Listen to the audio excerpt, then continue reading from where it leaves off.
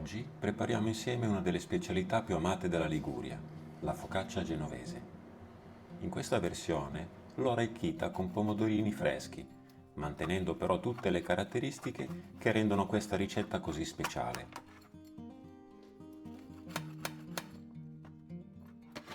Per questa preparazione ho adottato la ricetta ad una lievitazione più rapida, utilizzando una farina con un contenuto proteico compreso tra il 10,5 e l'11%. In questo modo sarà possibile ottenere un risultato eccellente anche in una normale cucina domestica. Aggiungo nella ciotola il lievito secco.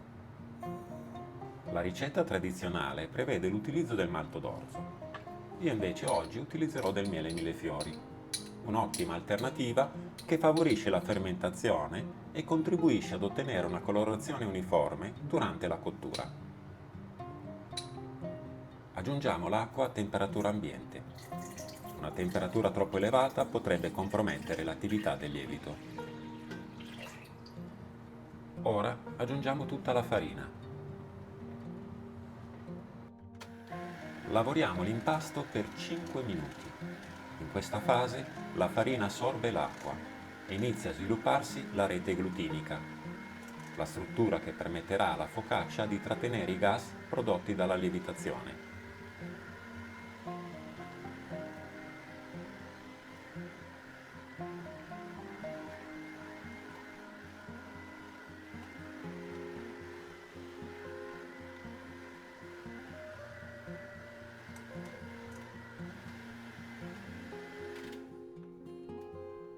A questo punto aggiungiamo il sale.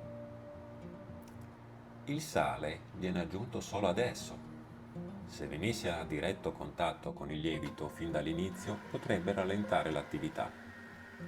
Continuiamo quindi ad impastare per altri 3 minuti.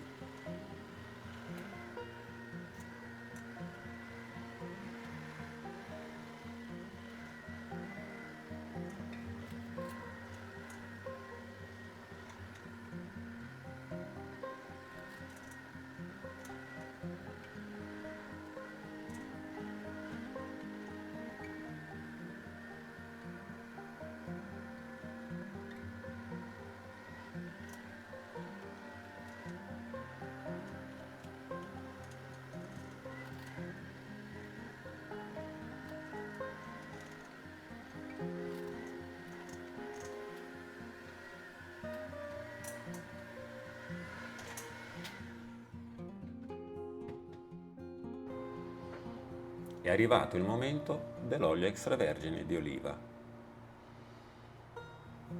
L'olio va sempre aggiunto per ultimo. In questo modo il glutine ha già iniziato a svilupparsi correttamente. Continuiamo ad impastare per circa 4 o 5 minuti, ma non fermatevi soltanto al tempo indicato. Ogni farina assorbe l'acqua in modo leggermente diverso. L'impasto sarà pronto quando apparirà liscio, morbido, elastico e leggermente lucido.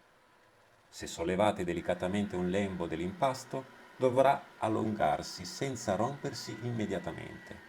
Questo è il segnale che la maglia glutinica si è sviluppata correttamente.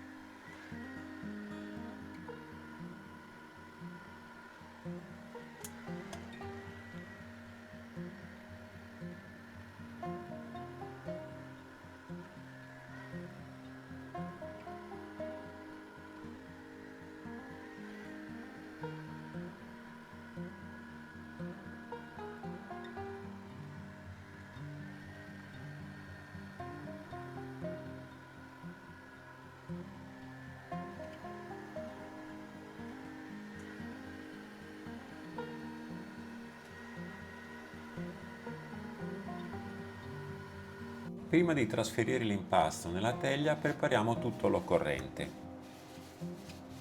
Utilizzo dell'olio di semi per ungere la teglia. Questo passaggio è fondamentale e non dovrebbe mai essere saltato.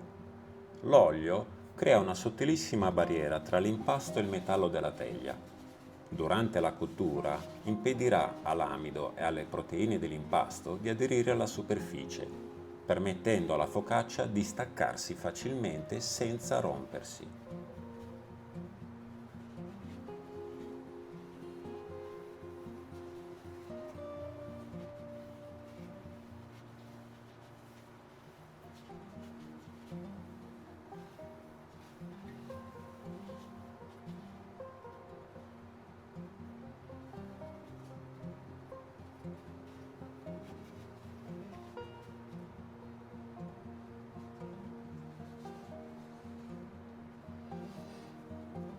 Dopo circa 10 minuti di riposo, l'impasto è già più rilassato e può essere trasferito nella teglia senza alcuna difficoltà.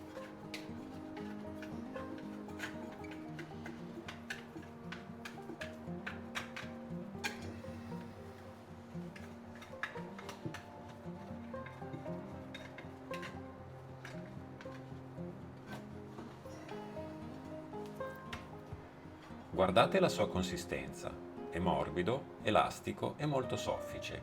Sono tutti segnali che l'impasto è stato lavorato correttamente.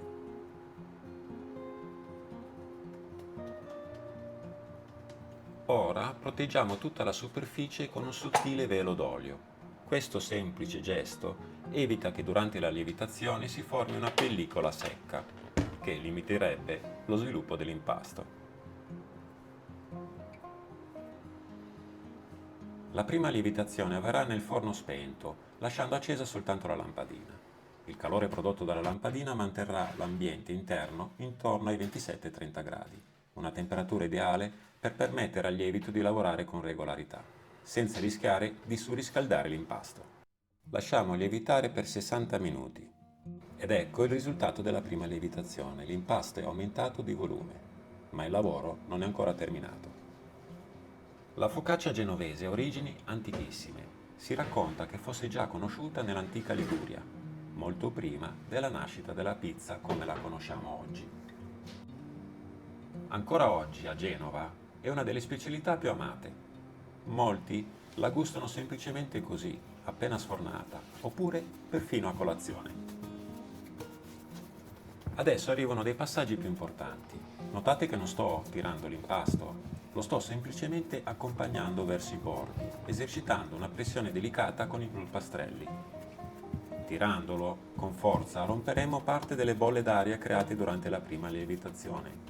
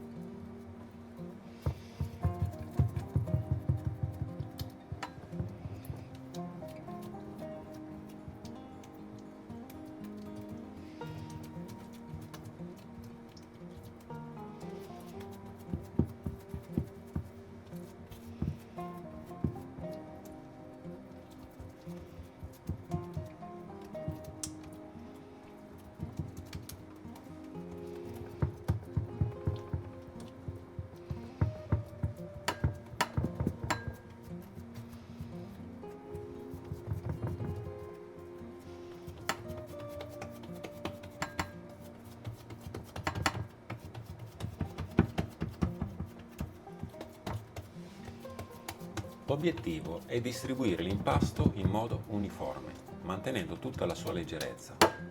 Alla fine, un leggero velo d'olio sulla superficie aiuterà a mantenerla morbida durante la seconda lievitazione. Ora lasciamo riposare nuovamente l'impasto per 40 minuti, sempre nel forno spento, con la sola lampadina accesa.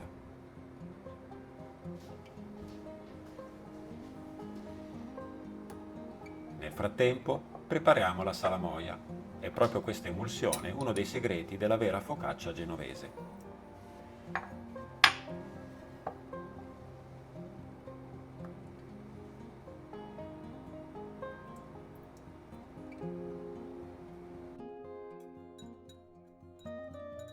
acqua, olio extravergine di oliva e sale.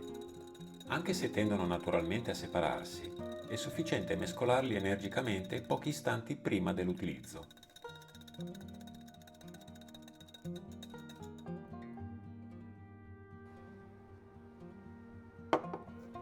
Adesso prepariamo i pomodorini. Li taglio semplicemente a metà. In questa ricetta aggiungeranno freschezza, colore e una piacevole nota di dolcezza durante la cottura.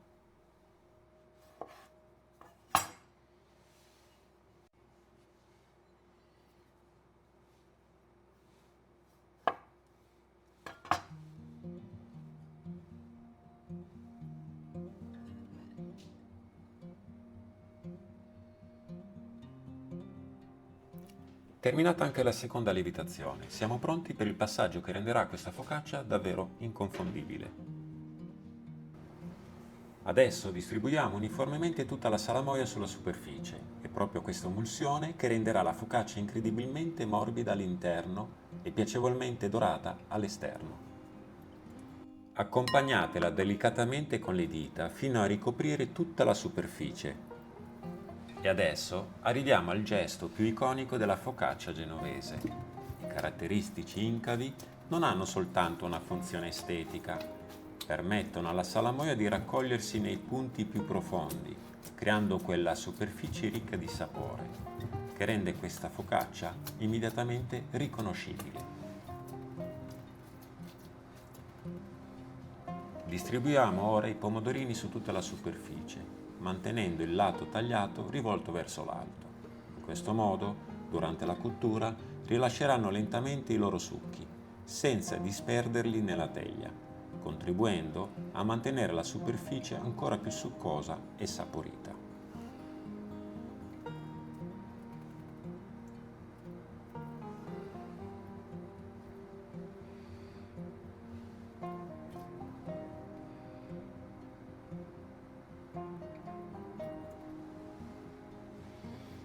È arrivato il momento dell'ultima lievitazione, per altri 60 minuti.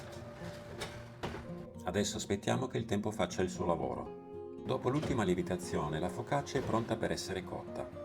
A questo punto preriscaldate il forno statico a 240 gradi. Solo quando avrà raggiunto la temperatura rimettete la focaccia nel forno e cuocetela per circa 20 o 22 minuti.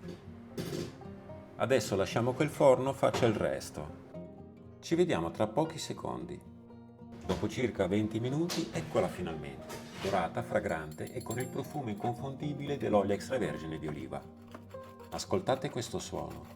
È il segnale di una crosta sottile, ben cotta, mentre all'interno la mollica rimane morbida, leggera e ricca di alveoli.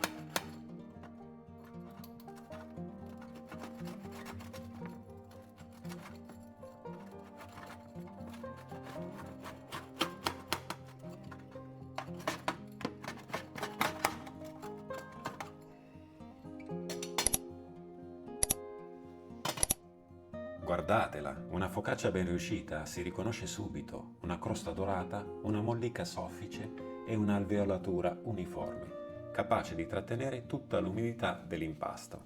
Adesso assaggiamo questa, penso, bellissima focaccia genovese. Come potete vedere è bella, bella croccantina, è ben cotta anche sotto.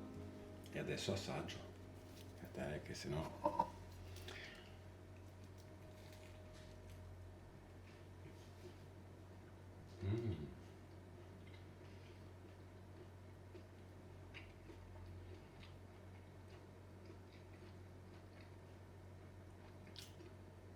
Buonissima.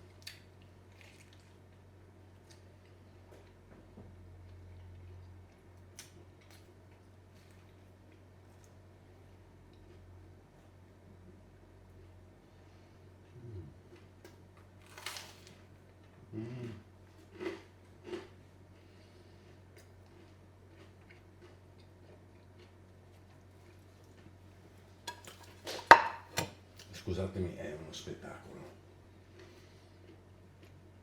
Vi saluto tutti. Ci vediamo nella prossima video ricetta.